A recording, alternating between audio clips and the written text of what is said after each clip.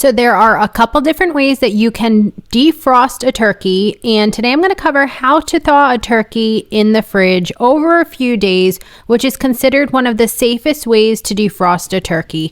Now, the deal is you really need to plan in advance, and you want to hopefully be watching this video about a week to at least 3 days before you need to cook your turkey, because it usually needs to sit out in the fridge for at least 3 to 5 days. I have a cooking chart that you can see here, but the first step that you need to do is check how many pounds your turkey is.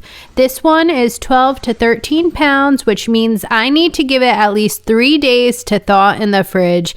Now, call me superstitious, but I like to give it a couple more days than that. So I will be thawing this for about 5 to 6 days, but that is my personal preference. Now I'm going to cover in another video a different way that you can thaw turkey in the sink, which is a bit faster.